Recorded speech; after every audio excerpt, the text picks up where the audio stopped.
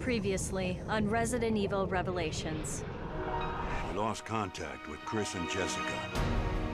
The signal was lost over the ocean. Queen Zenobia. Right here on this ship. No signs of life, but I feel like something's here. I think it's a gun.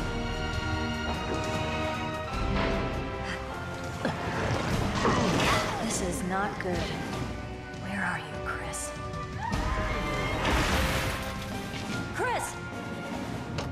What is this? Oh, great. Shit! It's a trap! It's time you learned the truth. Miss Valentine.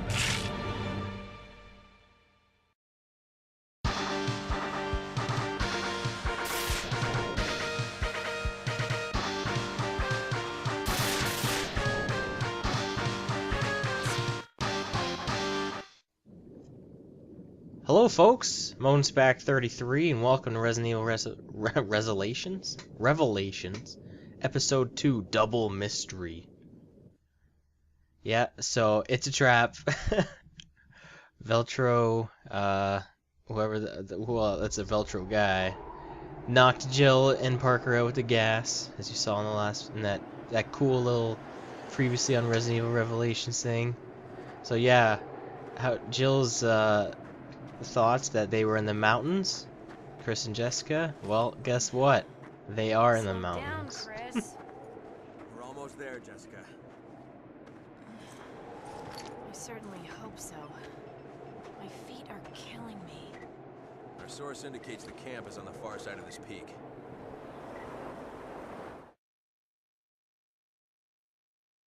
Alright, so we Maybe get it's to the use weather, but Chris I still can't Redfield. make contact with Yeah. HQ. Chris. Who'd have thought we'd be stuck out And there's an here for item so right at the long? beginning over here with the thing. I think it's just shells, yeah. But Chris has got different weapons, unlike what we've been using before. He's got a handgun and a shotgun. I believe this is the M3 shotgun.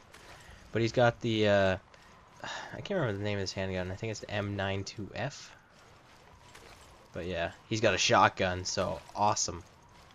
Alright, and we'll just leave Jessica. I think she's got a rifle. Yeah, she's got a rifle, probably a handgun. My God, it crashed. There shouldn't be any ship Yeah, that routes in this sucks. area. And the intel we got on Veltro was on the money. Come on. Alright, so let's head for the crash site. There's no reason not to run. It's just the mountains, right? There's nothing here, right? But it is pretty cool to use Chris. That's what's cool about this game. It alternates between the main story on the Queen Zenobia and all these little side stories that take place around it. Like Investigate the this site. one here with Let me Chris know and if you find Jessica. anything. So there's some stuff around the crash site. I think there's some hidden items around here. Like right here. Nothing too special. There is a handprint coming up. I don't think there's anything else around here. No. But yeah, stock up where you can, right? Like on these side stories, you don't get to upgrade any of the weapons. You only get what you have and what you happen to find. So make sure you get whatever you can, because when there's enemies, you're not going to be able to use any overpowered weapons that you might have at the time. I know it's only the beginning, and Chris is definitely far better off than Jill is right now with just her handgun. But yeah, and Chris has got his knife, of course, and he swings it in, you know, the traditional Resident Evil fashion of like a side, like swipe knife, whereas Jill uses the stabbing motion, which is kind of weird. Alright, we can search that guy, but first there's actually a handprint right here. So we get that handprint. Oh, this guy might have been Veltro. Oh man. So what's he got on him? He's got a flight plan on him.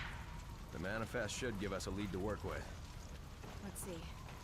They were headed for Okay, so they're headed Dr. for Mark Airport. an That's where airport. they are. This mine should take us there. Alright, let's check out the computer. It won't work without a key, so I guess we're not using that computer right now. So let's check out these boxes. I think you can investigate it, and it's like, you can open this with a knife. But yeah, we know how that works. It's Resident Evil. You use knives. There's also a lot of these gates you'll see in the game. You saw one of these in episode 1, 2. And yeah, I don't know why. I know it exists in like co-op games, so like you can't like move ahead without your partner being ready. But it seems a little silly in this game. It's kind of like a gate so that you can't, I don't know, maybe it's like a loading screen, I guess, what it clearly is happening right now, but didn't work very well. This cave is too cold. You should have worn your thermal underwear. Chris is funny.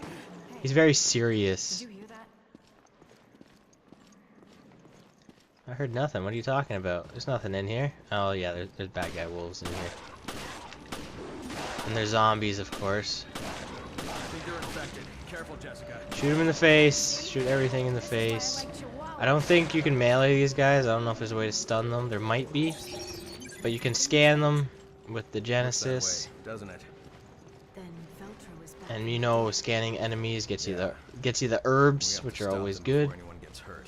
There's a split path here. I don't think there's like, it doesn't matter which way you go.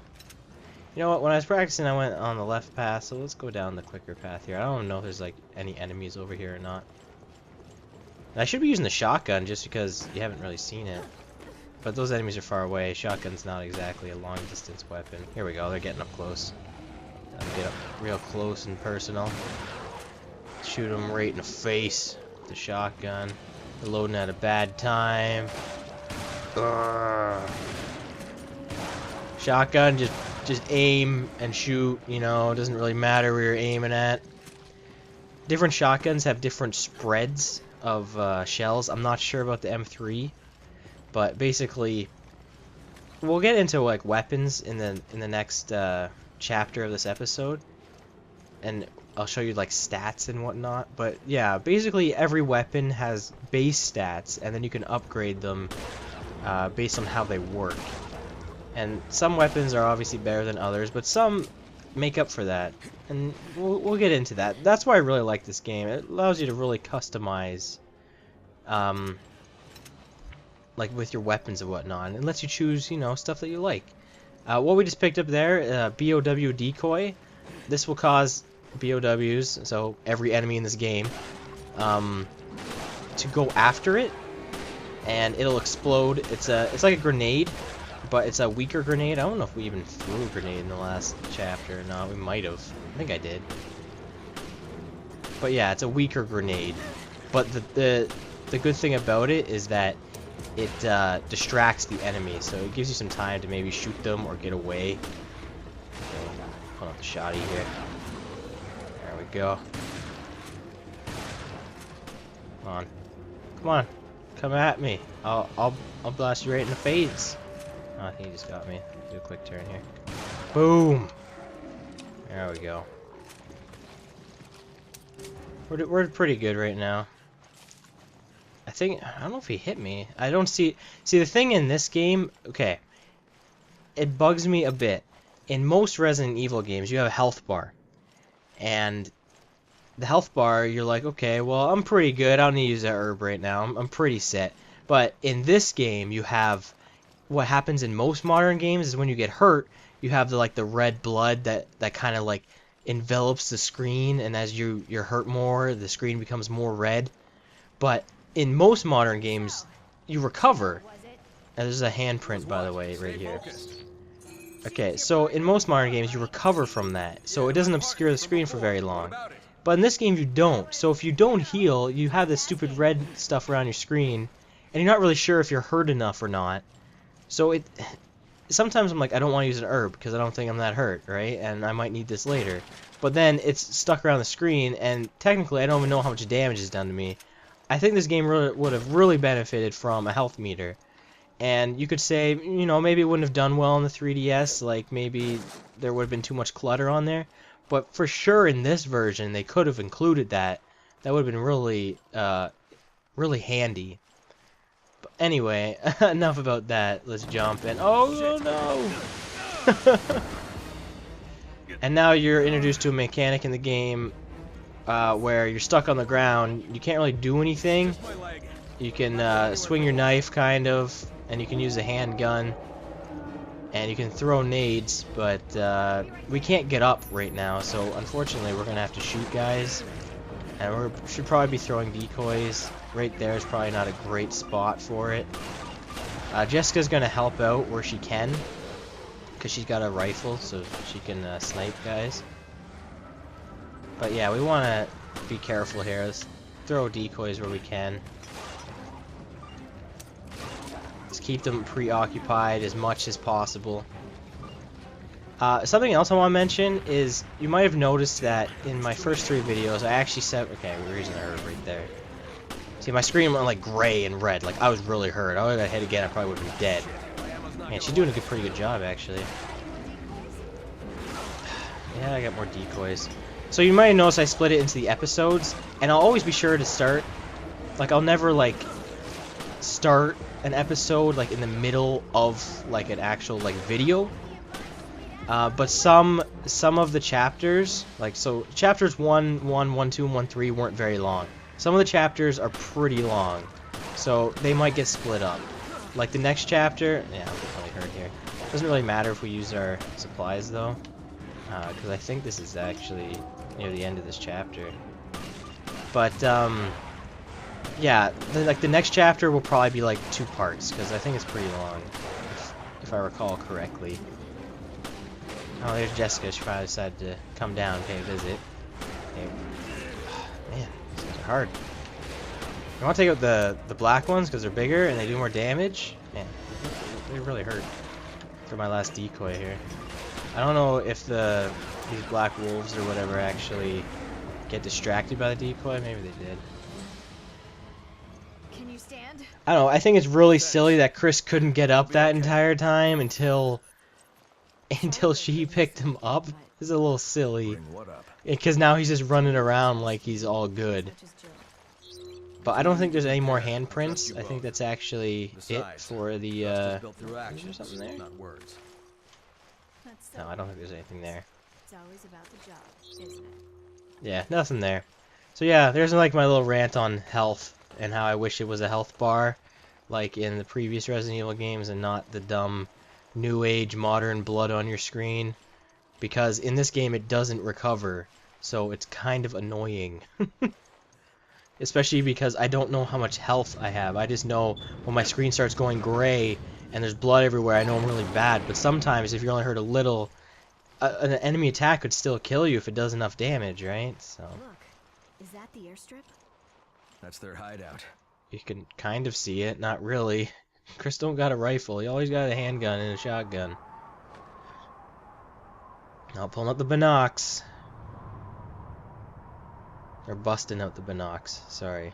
That's it. This is Forkball. Do you read? Chris here. I read you, sir. Are you all right? Where are you? The interference here killed our signals. We're at Valcoinen Mock Airport. Damn it. It's all a setup. What do you mean? I sent Jill and Parker to the Mediterranean on faulty intel, and now I've lost contact with them. I haven't heard from them since. How? What's going on? Chris, you better look at this.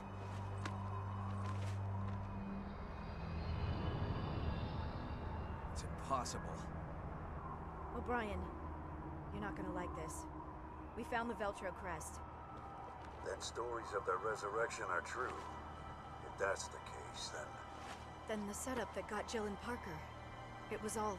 Yeah, I'd almost guarantee it. O'Brien, we'll go after Jill and Parker. I hope that's not a problem. Not at all. Make your way to the Mediterranean, and we'll keep you posted. Any idea what's going on? We'll sort it out later. We have to move.